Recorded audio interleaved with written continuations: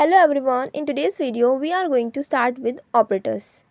So, you have probably seen operators covered in a dozen of different tutorials, right?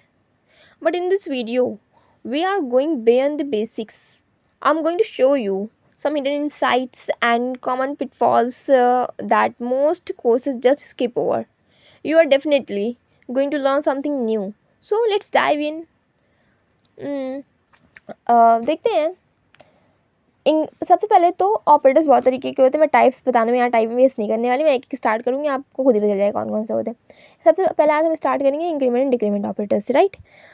Increment decrement operator आपने बहुत जगह पढ़े होंगे, ठीक। तो मैं दिखाऊँगी। पहले तो आपको एक सस्पेंस बता देती हूँ। आपको ये तो पता ही होगा x is equals to x plus one and x plus plus. आपको तो ये बताया गया होगा ये इसके इक्वल होता है, बट इसमें मैं आपको शो करूँगी कि ये इसके इक्वल नहीं होता है। कुछ केसेस में होता है इक्वल, बट कुछ केसेस हैं जिसमें ये इसके इक्वल नहीं रहेगा। हमें इसके इक्वल बनाना पड़ेगा एक्सप्लिसिटली, राइट। तो सबसे पहले देखते हैं इंक्रीमेंट ऑपरेटर। इंक्रीमेंट ऑपरेटर दो टाइप्स के होते हैं, एक होता है प्री इंक्रीमेंट, एक होता है post increment. Pre increment and post increment, okay. Pre increment में पहले प्लस प्लस लगा होता है, पोस्ट इंक्रीमेंट में बाद में, लाइक मैं एक वेरिएबल ले लेती हूँ एक्स, उसके पहले प्लस प्लस लगा होगा, पोस्ट इंक्रीमेंट में बाद में एक्स वेरिएबल के बाद लगा होगा प्लस प्लस ऑपरेटर, ठीक। इसी तरीके से होता है हमारा डिक्रीमेंट ऑपरेटर। डिक्रीमेंट ऑपरेटर भी दो तरीके के होते हैं, हमारे प्री डिक्रीमेंट, एक होता है पोस्ट डिक्रीमेंट, ठीक। प्री में वही पहले लग जाएगा वेरिएबल के और पोस्ट में बाद में लग जाएगा वेरिएबल के, ओके। तो ये हो गए कुछ बेसिक्स। अब हम एक एग्जांपल समझते हैं, रफ में पहले समझ लेते हैं, वो तो मैंने आपके लिए लिख दिया है। मान लीजिए आपने क्लास टेस्ट ली, public static void main string args int x equals to 10, okay. मैंने x प्लस प्लस किया, प्रिंट कराया मैंने y SOP y प्रिंट कराया, यहाँ पे y में क्योंकि स्टोर है ये, एंड देन मैंने क्या करा यहाँ पे x प्रिंट कराया, ओके। अब ये दोनों चीज़ें प्रिंट करा, बाद में प्लस प्लस लगाए, ठीक। बाद में प्लस प्लस लगा है, इसका मतलब मेरी वैल्यू पहले इसमें असाइन की जाएगी, देन वो इंक्रीमेंट होगी। मतलब जैसे कि मान लीजिए मैंने x इक्वल्स टू 10 लिया है, तो x प्लस प्लस प्लस बाद में लगा, इसका मतलब x की वैल्यू अभी 10 है, ठीक है। इसमें पहले असाइन हो जाएगी, यानी कि इसमें पहले असाइन हो गई, ये y क्या हो गया 10 हो गया हमारा। जैसे इसमें असाइन हो गया, अब क्या हमारा x बढ़ जाएगा, x हो जाएगा 11, क्योंकि x equals to x plus one some cases में होता है वैलिड। तो अभी मैं आपको ये बताऊंगी, अभी मैं बात में आपको बताऊंगी कि कहाँ पे इनवैलिड होता है ये। x equals to x plus one, यानी कि 10 प्लस वन आपका क्या हो गया 11, तो x की वैल्यू क्या होगी बढ़ के 11। आपने यहाँ पे प्रिंट करा है y, तो आपका y क्या प्रिंट होगा, आपका y 10 प्रिंट होगा, और आपका x क्या प्रिंट होगा, आपका x 11 प्रिंट होगा, ठीक। ये हो गया आपका पोस्ट इंक्रीमेंट। आप देख लेते प्री इंक्रीमेंट का, मैं पूरा लिखूंगी नहीं, ये क्लास वगैरह आप लिख लें। इंट x इक्वल्स टू 10 मैंने लिया है, y मैंने असाइन किया plus plus x, SOP of y and SOP of x, ठीक। अभी मैं प्रिंट करा रही हूँ, सॉरी। x 10 है, ये क्या कह रहा है, पहले x को इंक्रीज़ कर दो, पहले ही x बढ़ जाएगा, x यानी एक से बढ़ेगा, इतना x equals to x plus one लिखने की ज़रूरत ही नहीं है, पहले एक से बढ़ता है, बस एक से बढ़ा दो, 10 है तो 11 हो जाएगा, इंक्रीमेंट ऑपरेटर ना, इस वजह से पहले बढ़ गया 11 हो गया। इसका मतलब x की वैल्यू क्या है करंट में, क्या चल रही 11, तो 11 इसमें असाइन हो जाएगा, 11 असाइन हो गया। या और मुझे यहाँ प्रिंट क्या कराना है, y की वैल्यू प्रिंट करानी, y की वैल्यू क्या है, y की वैल्यू प्रिंट करानी, तो y क्या आ जाएगा मेरा 11 आ जाएगा, और x तो पहले ही इंक्रीमेंट हो गया, तो x की भी क्या हो जाएगी 11 हो जाएगी। ये रहेगा हमारा आउटपुट। अब देख लेते हैं हम डिक्रीमेंट ऑपरेटर के लिए, ठीक। आपने यहाँ पे y प्रिंट कराया, फिर आपने x प्रिंट कराया, ओके। माइनस माइनस पहले लगा हुआ है, इसका मतलब ये क्या करें, पहले घटा दो, डिक्रीमेंट कर दो। 10 है, 10 को 1 से डिक्रीमेंट कर देंगे तो क्या हो जाएगा 9 हो जाएगा, तो x की हमारी वैल्यू क्या हो गई 9। अब क्या होगा, असाइन हो जाएगा। हमें प्रिंट कराना है तो क्या हो जाएगा मेरा 9 हो जाएगा। अब क्योंकि यहाँ पहले ही घटा चुके हैं, अब बाद का तो कुछ सिस्टम ही नहीं है, तो पहले घट चुका, पहले ही x 9 बन चुका है, तो यहाँ पे भी 9 ही प्रिंट होगा।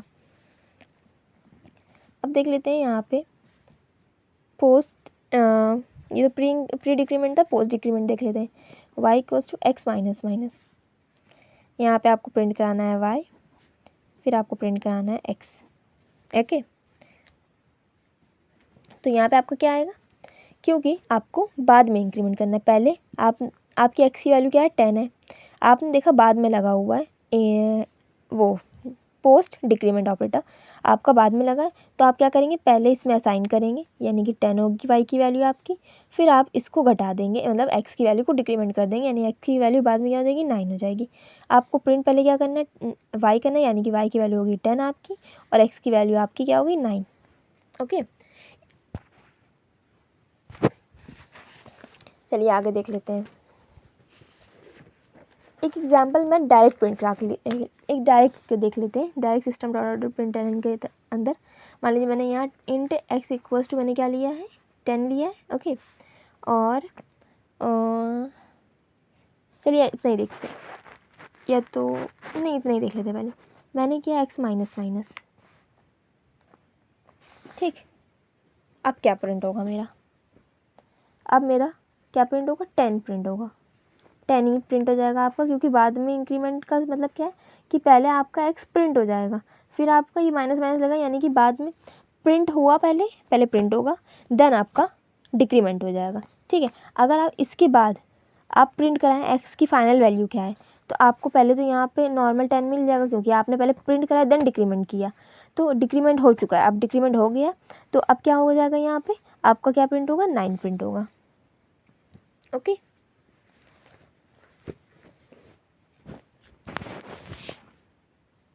अब देख लेते हैं कुछ एक्सेप्शंस, क्योंकि मैं एक्सेप्शंस ज़्यादा बताती हूँ।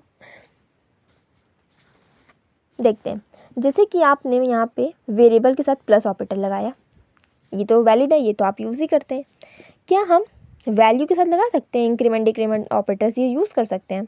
अब ये देखना बचा है, अगर आपने किसी वैल्यू के आगे, किसी कांस्टेंट के आगे अगर आपने इंक्रीमेंट डिक्रीमेंट ऑपरेटर यूज़ कर लिए हैं, तो आपको एरर मिलेगी, unexpected type found value required क्या था आपको वेरिएबल, आपको रिक्वायरमेंट वेरिएबल की है लेकिन आपने वैल्यू यूज़ किया है। ठीक, आप कभी भी यहाँ पे कांस्टेंट या नॉर्मल वैल्यूज़ नहीं यूज़ कर सकते हैं, आपको अगर यूज़ करना तो आप वेरिएबल ही यूज़ करेंगे, वरना आपको एरर मिलेगी। अब यहाँ पे आते हैं इस वाले एग्जांपल में, क्या इस तरीके से हम पहले हमने ब्रैकेट के अंदर हमने प्लस प्लस ऑपरेटर वेरिएबल के साथ यूज़ किया, वो बाहर भी प्लस प्लस ऑपरेटर लगा दिया, ये वैलिड होगा कि नहीं, ये भी इनवैलिड होगा। क्यों, इसको देखते हैं कि कैसे इनवैलिड हुआ है, और सेम एरर की ही क्यों आई है आपकी कंपाइल टाइम पे, देख लेते हैं। जैसे कि ये plus plus of plus plus x है, ठीक, इसने एक्स हमने क्या साइन करा है 10, एक्स इक्वल्स टू 10 है। ओके, यहाँ पे क्या है प्लस प्लस एक्स, इसका मतलब पहले इंक्रीज़ हो चुका है, प्लस प्लस एक्स यानी कि एक्स क्या हो गया 11 हो गया, तो यहाँ पे 11 हो गया, प्लस प्लस लग गया इसके आगे। ठीक, अब मैंने आपको यहाँ ऊपर ही बताया है कि हम कांस्टेंट वैल्यूज़ के साथ ले ही नहीं सकते हैं इंक्रीमेंट डिक्रीमेंट ऑपरेटर, तो दैट्स वाई हमारा ये कंपाइल टाइम एरर देगा हमें, और सेम एरर ही आएगी, क्योंकि हमारा इंटरनली तो वही बन रहा है ना जाकर, जो मैंने आपको यहाँ पर बताया है, तो आपको वही एरर मिलेगी कंपाइल टाइम पर, unexpected type found value required variable. चलिए आगे देख लेते हैं, और अभी आपको आगे मज़ा ही आ जाएगा, आप कहेंगे अरे ये तो आज तक किसी ने नहीं बताया। अब देखते हैं,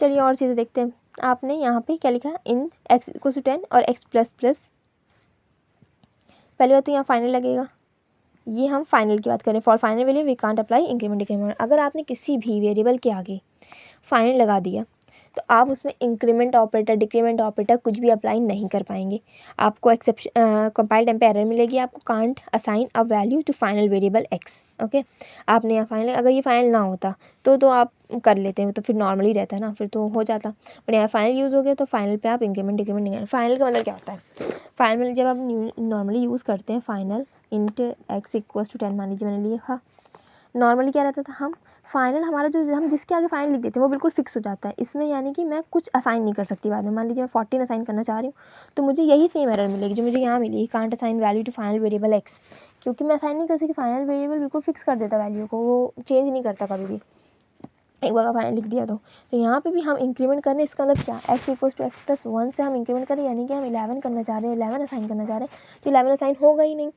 तो वही आपको सेम एरर मिलेगी, can't assign value to final variable x, because हमारा वेरिएबल एक्स क्या था, फाइनल था।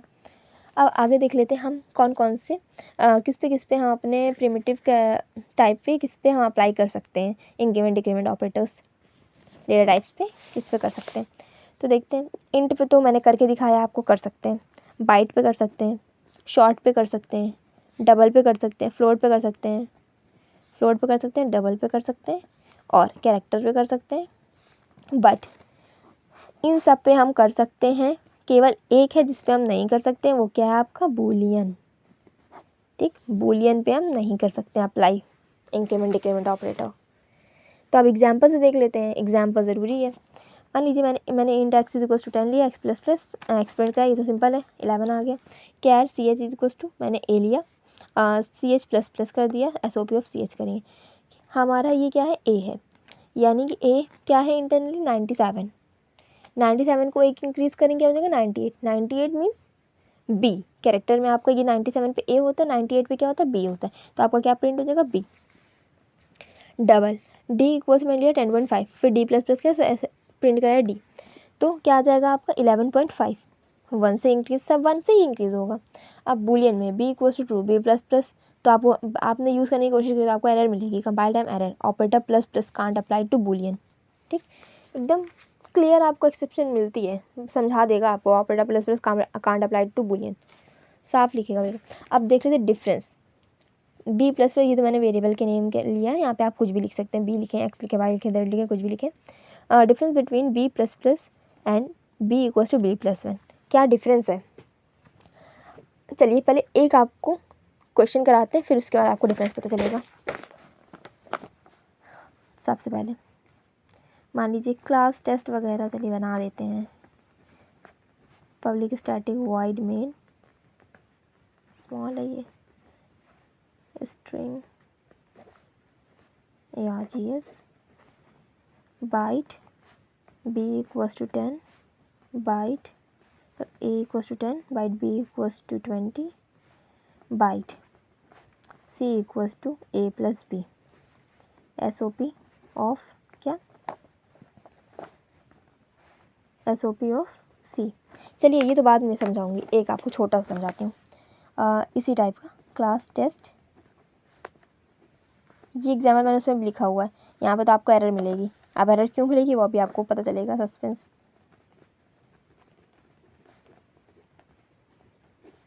छोटे से एग्जाम्पल से स्टार्ट करते हैं। पहले सबसे पहले आपने लिखा बाइट बी इक्वल्स टू 10, ठीक, आपने लिखा b equals to b plus 1 and print कराया आपने बी।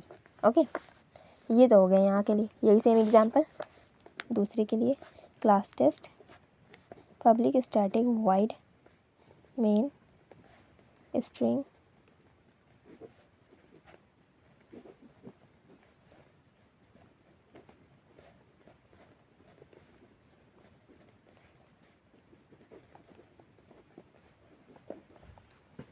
अब यहाँ पे आपको पहले मैं बता देती हूँ, यहाँ पे आपको क्या मिलेगी, एरर मिलेगी। ओके, यहाँ पे आपको मिल जाएगी compile time error, possible loss of precision, found int required byte। Okay, और यहाँ पे आपको आउटपुट मिलेगा, अच्छा सा आउटपुट मिलेगा 11।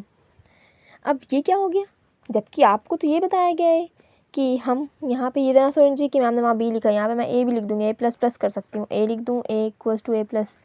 ये वेरिएबल नेम से कुछ नहीं होता है, कुछ बच्चे इसी में कन्फ्यूज रहते हैं कि मैम ने वेरिएबल ये लिया है तो हम भी यही लेंगे तभी मेरा ऐसा होगा, अगर नहीं लेंगे तो गलत हो जाएगा। तो ऐसा कुछ नहीं है, ए लो बी लो सी लो कुछ भी लो। ठीक, तो सबसे पहले अब आपको तो बचपन आपके तो टीचर्स ने आप जैसे ही पढ़ते होंगे आपको तो ये बताया गया होगा कि आपका जो बी प्लस होता है वो इंक्रीमेंट कर देता है b+1 और वो असाइन कर देता है वैल्यू। हर बार ये चीज़ ट्रू नहीं है। आपको यहाँ पे देखिए प्रॉपर आंसर मिला 11 और यही चीज़ मैंने यहाँ पे भी लिखी, बस थोड़ा सिंटैक्स चेंज किया है, यहाँ पे b+1 कर दिया है और यहाँ पे आपको मिल गया एरर। अब ये क्यों मिला है इसके अंदर चलते हैं, यही तो असली बात है। ये सब तो हिडन चीज़ें थी जो मैं आपको बताने वाली हूँ। चलिए देखते हैं। सबसे पहले तो आप ये रीड आउट करें। If we apply any arithmetic operator between variable a and b then the result type is always this type. Okay, ये क्या कह रहा है कि पहली बात तो आप कोई भी अर्थमेटिक ऑपरेटर यूज़ करें, प्लस हो गया, minus, plus minus, multiplication, division, modulo, कुछ भी, कोई सा भी अर्थमेटिक ऑपरेटर आप यूज़ करेंगे टू वैल्यूज़ के बीच में, ठीक, वो कोई सी भी हो, बाइट हो, शॉर्ट हो, इंट हो, लॉन्ग हो, डबल हो, कुछ भी हो, अगर आपने अर्थमेटिक ऑपरेटर यूज़ किया तो वो इस फॉर्म में बनेगा आपका। मीन्स आपका कंपेयर होगा, चूज़ किया जाएगा इनमें से। ये इंट रहेगा फॉर्मूले में आपके, और फॉर्मूले में आपका क्या रहेगा, आपने मान लीजिए जैसे मैंने बाइट यहाँ पे यूज़ किया था आपको समझाने के लिए, डेटा टाइप बाइट यूज़ किया था। मान लीजिए आपने शॉर्ट यूज़ करा, short a equals to something, फिर आपने a equals to a+ something, a equals to a+1 and ये आपने प्रिंट कराया, राइट। तो आपका ये किस टाइप का डेटा टाइप है, शॉर्ट। तो यहाँ पे आपको किससे कंपेयर होगा, शॉर्ट से। शॉर्ट, यहाँ बी लिखा नहीं है तो मान लीजिए बी भी मैंने लिख दिया। हाँ, बी चलिए मान लीजिए इस ए को बी, 1 को बी मान लेते हैं, बी यही तो हुआ। तो बी भी आपका किस टाइप का, ये आपका इंट टाइप का लेते हैं, बाय डिफ़ॉल्ट तो इंट टाइप का होता है, ठीक। अब इसमें बड़ी वैल्यू, अब बड़ी वैल्यू कैसे पता चली कि मैंने आपको डायग्राम बताया था उस पिछली वीडियोस में, byte, short, int, long, float, double, ठीक। यहाँ से ये कैर, ये आपको बताया था। ये मिन टू मैक्स की ओर जाते हैं सब, ठीक, मिन टू मैक्स की ओर जा रहे हैं। तो यहाँ पे बड़ा क्या हुआ, क्योंकि इसके पास 4 बाइट होती है, इसके पास आई थिंक 2 बाइट का होता है ये, तो बड़ा तो ये है इंट वाला। तो आपका क्या होगा, आपका ये क्या होगा, इंट में आंसर आएगा। और आप यहाँ पे किस में असाइन कर रहे होते, मान लीजिए शॉर्ट लिखा है आपने, शॉर्ट में असाइन कर रहे हैं आप, आपका ये गलत, तुरंत एरर आएगी, पॉसिबल लॉस ऑफ प्रिसीजन। इसलिए तो एरर आई पॉसिबल लॉस वाली, क्योंकि वहाँ यहाँ पे क्या हो रहा है, आपका टाइप अलग हो रहा है। ओके, फिर समझाती हूँ। आपने जैसे मैंने एग्जांपल लिया, बाइट b इक्वल्स टू 10, फिर bite b equals to b+1, ठीक, आपने प्रिंट कराया b। आपको यहाँ पे एरर क्यों मिली, आपको एरर इस वजह से मिली क्योंकि आपका ये जो डेटा टाइप है ये है, क्योंकि हम कंपेयर किससे करेंगे, इंट से। और टाइप ऑफ बी हमारा किस टाइप का है, बाइट टाइप का, बाइट यहाँ पे लिखा, और यहाँ पे इसका टाइप क्या है, इसका टाइप भी इंट है। अब चेक करते हैं, इंट बड़ा है कि बाइट बड़ा है, ये तो इंट है तो उससे कंपेयर करेंगे नहीं, इंट बड़ा है या बाइट बड़ा है, आपका इंट बड़ा है, बिकॉज ये 1 बाइट का होता है, ये 4 बाइट लेता है आपकी, तो ये बड़ा हुआ। तो आपका मैक्सिमम चूज़ करना है, तो मैक्सिमम ऑफ क्या हो जाएगा, आप इंट हो जाएगा, फाइनल आउटपुट में इंट आ जाएगा आपका। इट मीन्स ये आपको ये जो वैल्यू है ये आपको क्या दे रही है, इंटीजर दे रही है बेसिकली, ठीक। ये आपको इंटीजर रिटर्न करके दे रही है, और आप इंटीजर को आप किस में असाइन कर रहे हैं, बाइट में। तो ऐसा पॉसिबल है कि आप इंटीजर को बाइट में असाइन कर सकें, बाइट 1 बाइट की मेमोरी ले रहा है, ये 4 बाइट को 1 बाइट में कैसे असाइन कर सकते हैं, ये सब तो मैंने आपको बताया ही सब स्टार्टिंग की वीडियोस में ही, आप वॉच करने जाकर। तो ये तो इनवैलिड हो गया आपको, इसलिए एरर भी मिल रही है यहाँ पे पॉसिबल, सेम वही कंपाइल टाइम एरर जो मैंने वहाँ पे बताई थी कि हम नहीं कर सकते असाइन इंटीजर को बाइट में या लॉन्ग को बाइट में, इस तरीके से शॉर्ट को बाइट में नहीं कर सकते हैं, इंट को शॉर्ट में नहीं कर सकते हैं। तो आपको यहाँ पे सब में यही सेम एरर मिलेगी, possible loss of precision found byte, या जो भी आपको डेटा टाइप रहेगा, found this and required, found आपका यहाँ पे तो इंट आपका बन रहा है प्रेजेंट टाइम पे, इंट एंड रिक्वायर्ड क्या था आपको, बाइट यहाँ पे, या फिर आपने जो भी यहाँ पे यूज़ कर रखा आपको रिक्वायर्ड शॉर्ट था या जो भी। अब देखते हैं इसको हम एरर को रिमूव कैसे करेंगे यहीं पे समझ लेते हैं। अब एरर को रिमूव करने के लिए मैंने आपको टाइप कास्टिंग भी पढ़ाई है।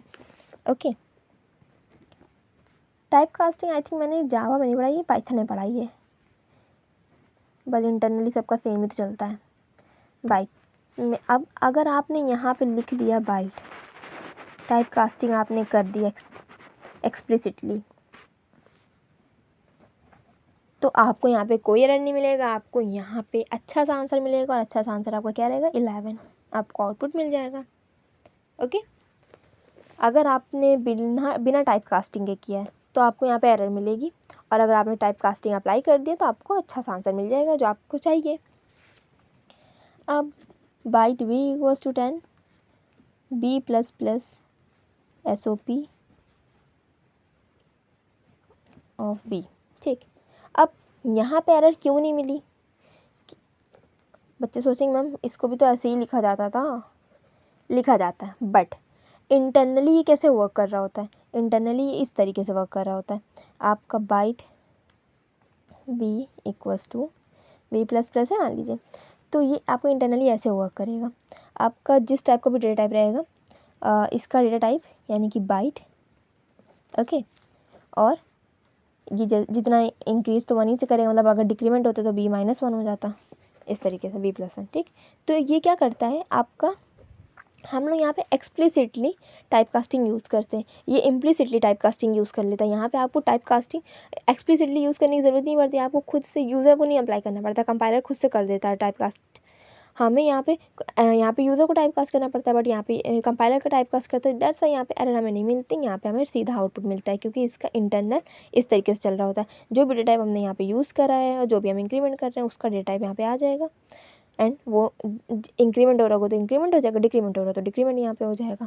That's it. और आपको यहाँ पे 1 से इंक्रीमेंट होना था तो यहाँ पे आपको 11 आउटपुट मिल रहा था यहाँ पे, इसलिए आपको कभी भी कोई एरर नहीं मिलेगी। अगर आपने यहाँ पे खुद आप गलत कर देंगे तो एरर आएगी वो तो अलग बात है। आप सिंटैक्स गलत दिख रहे हैं तो एरर लाजमी है। आप ये सब पढ़ लीजिएगा, मैंने एग्जांपल जो समझाए हैं। हाँ, तो एक ये वाला एग्जांपल जो मैं आपको बता रही थी स्टार्टिंग में, ये वाला एग्जांपल मैं बता रही थी, तो आपको यहाँ पे भी आपको क्या मिलेगी, वही same error, compile time error, possible loss of precision, possible loss of precision found byte required int. ठीक, अब इंट कैसे, आप जब भी अर्थमेटिक ऑपरेटर यूज़ करें, आपने यहाँ बाइट यूज़ कर रखा, आपको मैक्सिमम में से चूज़ करना है बाइट। आपका बाइट पहले तो यहाँ पे इंट रहेगा ही रहेगा, इंट है कंपलसरी। अब आपको जितने भी आपने डेटा टाइप यूज़ करें सारे डेटा टाइप्स यहाँ पे लिखने हैं।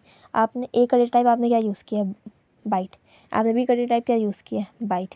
ठीक, अब चूज़ करिए कौन सा बड़ा ये है इंट, यानी कि आपका इतने का जो आंसर आएगा, इतने का आंसर क्या आएगा, इंटीजर आएगा, इंटीजर टाइप का। अब इंटीजर को आप बाइट में असाइन कर सकते हैं, बिल्कुल नहीं कर सकते हैं। इंटीजर कहाँ बाइट में असाइन कर सकते हैं, ये 4 बाइट की मेमोरी लेता है, ये 1 बाइट की मेमोरी लेता है, so it is not possible.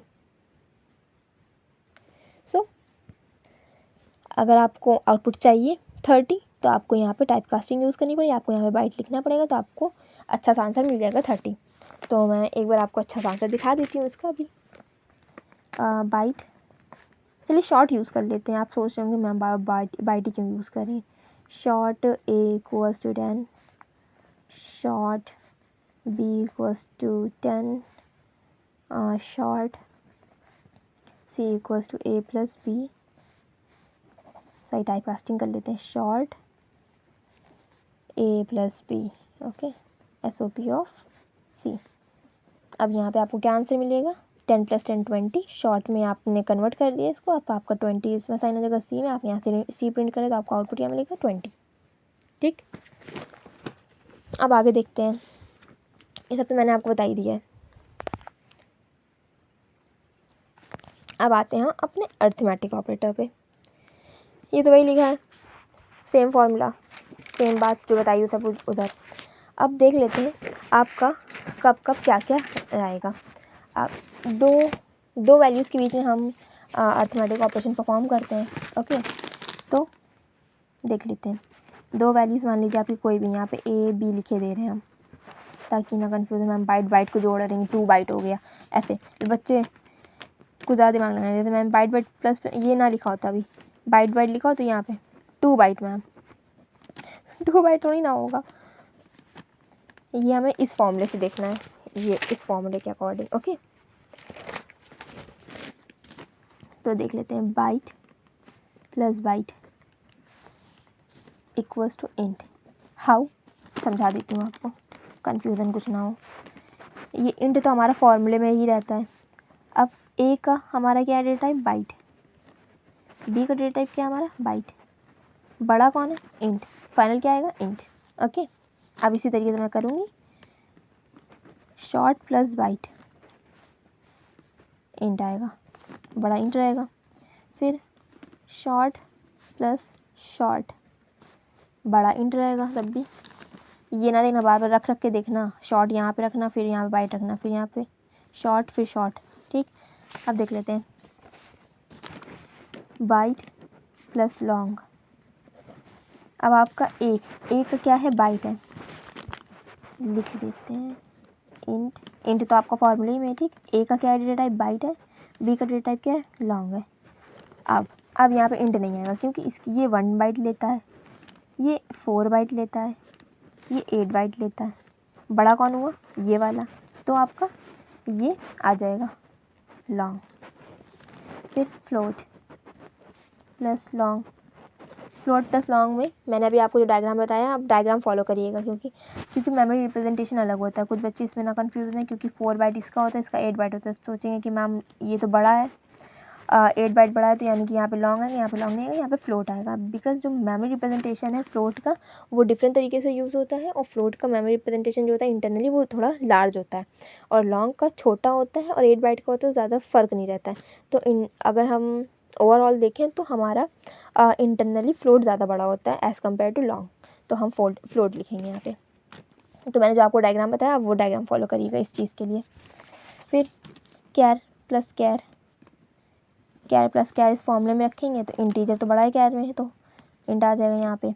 फिर डबल प्लस कैर, डबल प्लस कैर में यहाँ पे इंट रहेगा, फिर आपका कैर रहेगा, देन डबल यहाँ पे आ जाएगा, डबल आ जाएगा, फिर कैर आ जाएगा, तो आपका क्या बड़ा हुआ, डबल बड़ा हुआ, डबल 8 यूज़ करता है, डबल आ गया। अब प्रिंट कर, अब कुछ और देख लेते हैं एग्जाम्पल। SOP डॉट आप A प्लस B कर रहे हैं। अब इसको कॉन्कैटिनेट ना करने बैठ जाइएगा, क्योंकि ये स्ट्रिंग नहीं है, ये कैरेक्टर मैं यूज़ कर रही हूँ। तो आपका कैरेक्टर A का क्या होता है, कैरेक्टर की वैल्यू क्या होती है 97, इसकी क्या होती है 98, ये दोनों ऐड हो जाएंगी। अब ऐड कर लीजिएगा, 195 आएगा, ठीक। अब SOP ऑफ A है आपका, मान लीजिए 0.75 है, 97 प्लस 0.75, तो क्या हो जाएगा 97.75 आउटपुट। इसे मैंने यहाँ पे लिख दिया है। अब एक मज़े की बात, सबसे पहले तो सस्पेंस क्रिएट करना ज़रूरी है। SOP system dot out dot print, ठीक, शॉर्ट में लिखते हैं ताकि टाइम वेस्ट ज़्यादा ना हो।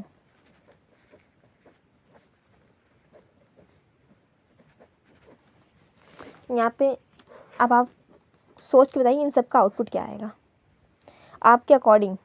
मोस्टली बच्चों के अकॉर्डिंग इन सब का आउटपुट क्या आएगा, एरर आएगी, अर्थमेटिक एक्सेप्शन आएगी, ठीक। ज़्यादातर बच्चों का आंसर यही होगा, बट अब ट्विस्ट है इसके अंदर।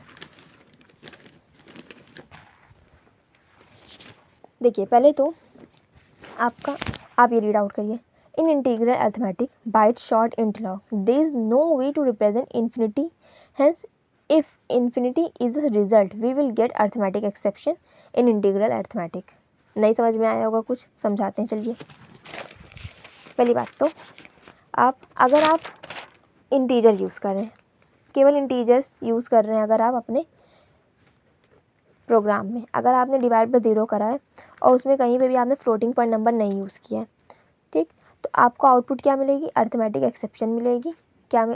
रन टाइम एक्सेप्शन आपको मिलेगी। रन टाइम एक्सेप्शन आपकी किस टाइप की रहेगी, arithmetic exception division by 0। Okay, ये आपको एरर मिलेगी। बट अगर आप 10 डिवाइड बाई 0.0 लिखेंगे तो आपको यहाँ पे अर्थमेटिक एक्सेप्शन नहीं मिलेगी, आपको यहाँ पे प्रॉपर आउटपुट मिलेगा। और आपका आउटपुट क्या रहेगा, आपका आउटपुट रहेगा इन्फिनिटी। क्या ये बात आपको कभी किसी ने बताई? नहीं बताई होगी। इन्फिनिटी का आई कैपिटल रहेगा। ओके, अब हमारी जो इंटीजर क्लास है, मैं आपको बताती हूँ, हमारी जो इंटीजर क्लास है, जब हम उसे Java bean dot lang dot infinity integer करते हैं, इन्फिनिटी क्लास हमारी इन्फिनिटी बोल रही हूँ, इंटीजर इंट की हमारी क्लास क्या होती है, इंटीजर। आपको पता ही होगा। कैर की क्या होती है, कैरेक्टर होती है, और फ्लोट की फ्लोट रहती है, डबल की डबल ही रहती है। जब हम Java bean dot lang dot integer करते हैं तो हमें क्या उसमें दिखता है कि हमारा इंटीजर कौन कौन सी वैल्यूज़ ले सकता है। हमारा इंटीजर केवल मैक्स वैल्यू, मिन वैल्यूज़ ही ले सकता है, बाकी इंटीजर कोई वैल्यू नहीं ले सकता है। मतलब डिवाइड बाय अगर 0 कर देंगे तो आपको यहाँ पे एक्सेप्शन मिलेगी। यहाँ पे इन्फिनिटी का कोई केस बनाया ही नहीं गया है। आपका इन्फिनिटी नहीं एक्सेप्ट करता है इंटीजर के केस में। और इंटीजर आपके बाइट हो गया, शॉर्ट हो गया, इंट हो गया, लॉन्ग, ये सब इंटीजर कैटेगरी में आते हैं। मैंने डिवाइड कैटेगरीज बताई थी, तो ये आपका इंटीजर कैटेगरी में आता है। तो ये सब आपको इन्फिनिटी आउटपुट में कभी नहीं देंगे, ये आपको हमेशा अर्थमेटिक एक्सेप्शन देंगे। ठीक, बट फ्लोटिंग पॉइंट में आपके दो आते हैं, एक आता है फ्लोट, एक आता है डबल। ठीक, इनकी क्लासेस क्या होती हैं, फ्लोट कैपिटल में एफ रहेगा, इसकी डबल कैपिटल में डी रहेगा। ठीक, जब इनको Java dot lang dot float या डबल करते हैं तो हमें डबल करेंगे। ठीक, डबल करेंगे तो हमें वहाँ पे मिलेगा मैक्स मिन वैल्यू तो रहेंगी, मैक्स वैल्यू, मिन वैल्यू, बट इसके अलावा पॉजिटिव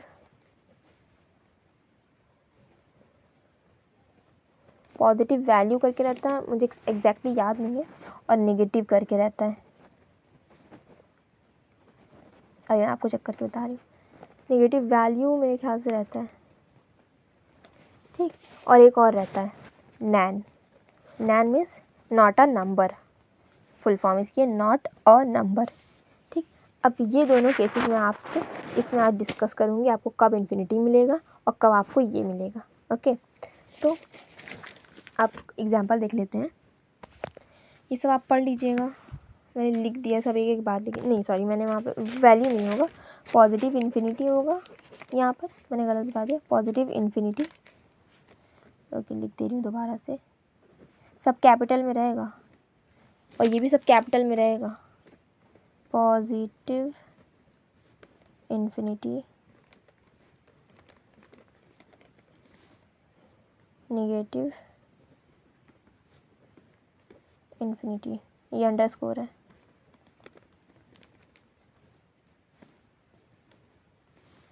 नैन, एक नैन करके होता है, ये तो ऐसा ही रहेगा। अब देखते हैं, मैंने डिवाइड करा था 0.0 SOP। यहाँ पे आपको एरर नहीं मिलेगी, यहाँ पे आपको आउटपुट मिलेगा इन्फिनिटी। इसमें केवल आई कैपिटल रहेगा, इन्फिनिटी, ये आपको आउटपुट मिल गया। ठीक, अगर मैंने यहाँ पे 10.0 लिखा होता है, यहाँ पे 0 लिखा होता है, SOP करती, तभी मुझे क्या मिलता है, इन्फिनिटी।